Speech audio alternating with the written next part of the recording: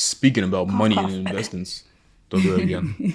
Speaking about money, investing, being smart with your money, Oh, the we next talk topic? about Dre and so I'll be completely I honest. haven't even spoken on this on any social media either because too many people were on his daughter's side, and Yeah, it's crazy. I didn't personally see.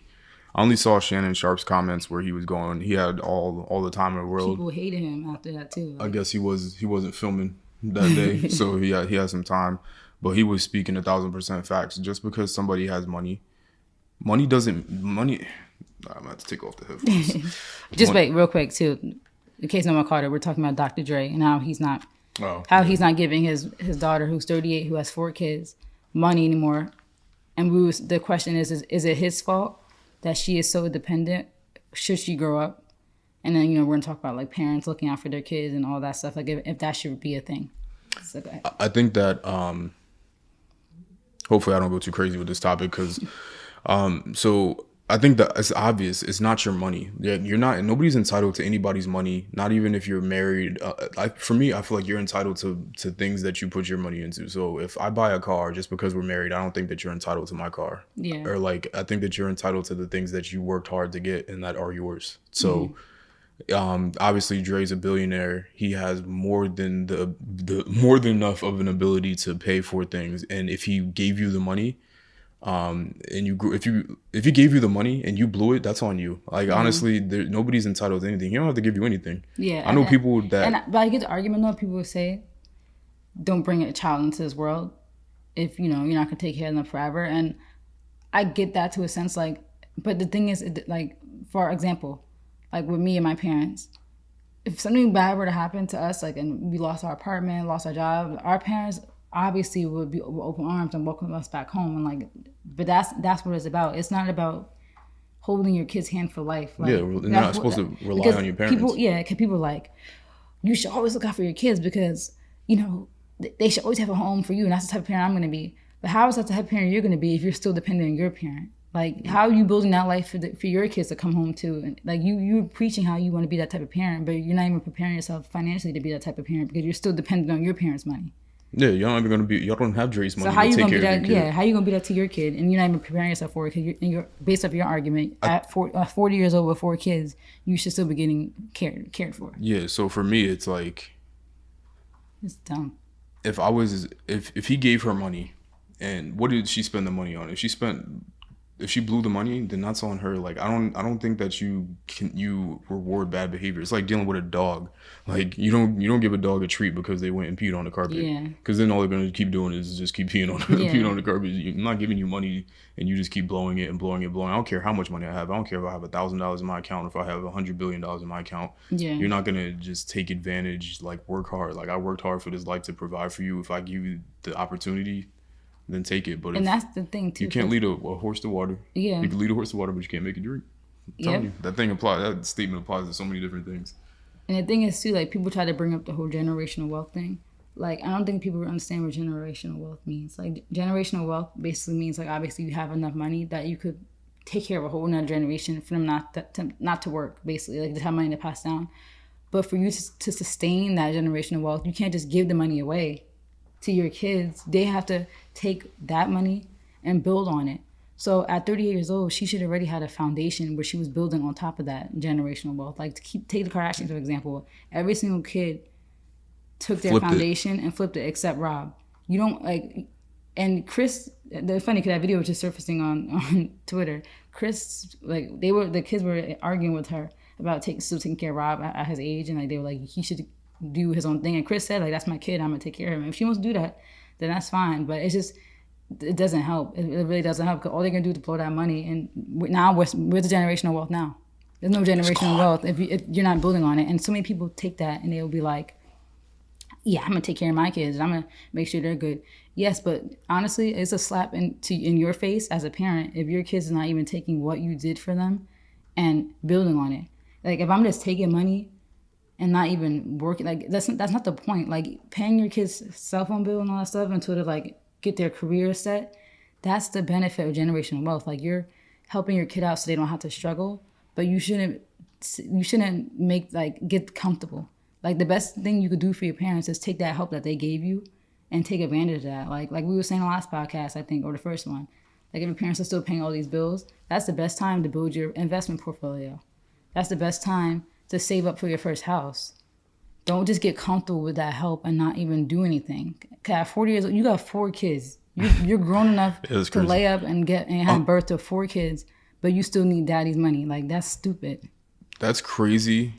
And I don't care. And if nothing tragic happened, like health issues or anything like that, if nothing happened, and he simply gave her, and do we know the how much he gave her or no? I'm not sure, just but the fact he's that a supported billionaire, her. so I'm sure it was a lot of money. He's probably giving it up. And I think he just stopped supporting her because she was talking crazy about him and my dad.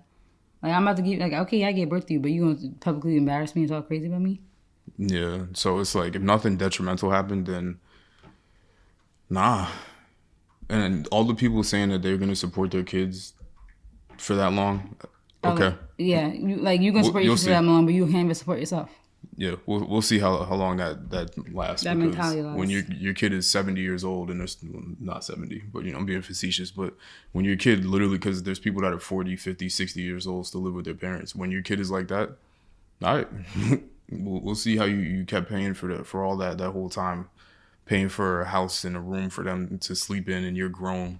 You can't even get no privacy. You got like a grown adult in your crib. We'll see. And like.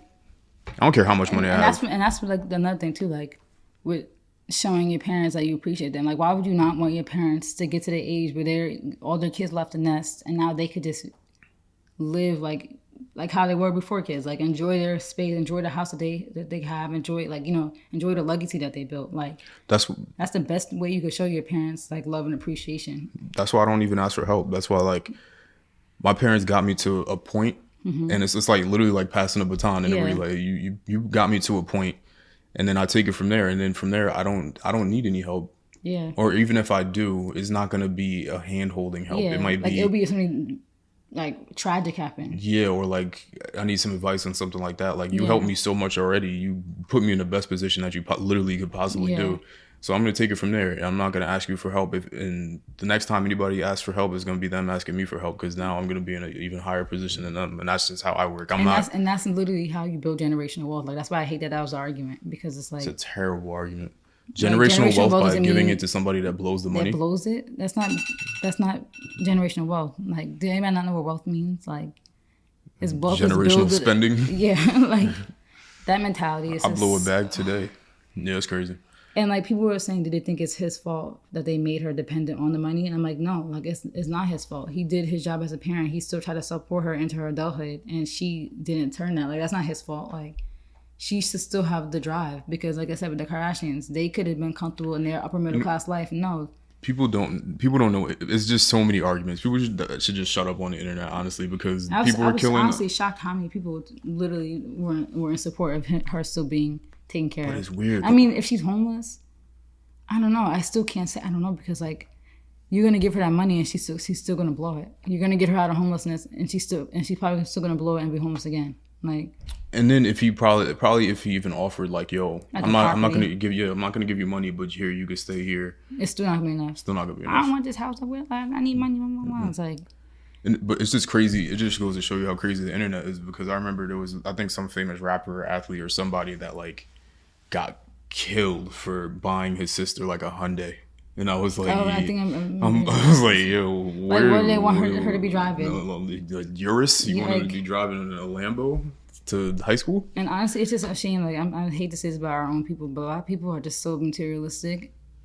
But when they build generational wealth, that's not what generational wealth means. Like, it doesn't mean you have enough money to now in your house got a Lambo. Like, that's not the point of generational wealth. You know what another thing too is about wealthy people and rich people is that even their material things that they buy are investments. Yeah. Like their watches, their properties, and then their investments pay for those additional things. Like the cars and stuff, yeah. All the other things that don't appreciate. And that goes back to the conversation that we had earlier about deserving it. They deserve that. And sometimes even the vehicles that they purchase are so limited that even though sometimes go up in value, they buy a 1 of 100 car or 1 of 8 car in the world. They're not just buying stuff too because someone said it was cool. Like, they actually know. Study this stuff. In the know. Yeah. Me and Brandon were on the Lamborghini and Ferrari website doing comparisons about performance and stuff like that. And I was literally sitting there. I'm like, you know what? the people that are wealthy and rich that could buy these things probably don't even go on the website. They're already like They just know. they just know. Yeah. They just know what they're buying. But yeah, never. Me personally, do what you want. If you want to have a crutch your whole life, go ahead and have a crutch your whole life. But once It's that not crutch is gonna- gone, Yeah.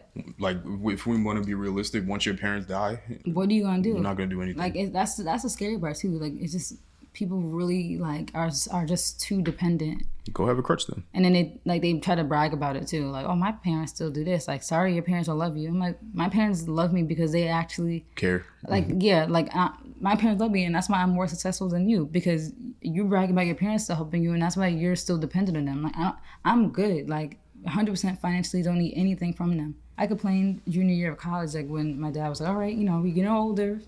Let's take you off the phone plan now. You gotta pay your own phone. If I really needed their help, they would have helped me. But I was like, okay, I'm capable. That's fine. I'll pay my phone bill. And they slowly weaned me off. First it was the phone, and then I got my first car. So of course I had to pay for my own insurance. So insurance was next, plus car note. Then it was like, all right, you make all this money. You gotta buy your own food. I was like, okay, fine. Yeah, I buy my own groceries. And then I moved out. So it was slow and steady, but it helped me. Like I'm appreciative of it, because I'm better than ever now with money, and I know, like, I didn't move, like, when I moved out, everybody at my job was like, ooh, watch out, you're gonna have to start paying for toilet tissue, detergent, all that stuff. I'm like, okay, like, I've been paying for my own groceries and stuff. Moving out really did not affect me, like, financially at all, because I was already used to paying bills. Like, so many people, they're so dependent on their parents, and, like, they get out into the real world and they panic. I was just chilling. I was like, okay, now I got rent, I got renter's insurance. What else? That's it, really. Yeah. And the security deposit. Everything else I was already paying for. So I'm like, all right, 3 more bills now. Okay, cool. I'm chilling. I was buying toilet tissue and detergent in college. I know how to buy that stuff already. I've been buying my own clothes since I was 15. I actually got my first job 9 years ago. Today was my first day, actually. I saw it on my time out. I've been working for 9 years. Okay. Working since I was 15. So yeah, I'm thankful for my parents, not cutting me off, but making me grow up. Like, you gotta build your credit score. Like, if you're 26, 27, still living at home, your parents still pay for everything, the cars in their name, you ain't even got credit. Like, you're not gonna be good in this life. And how you gonna do that for your kids?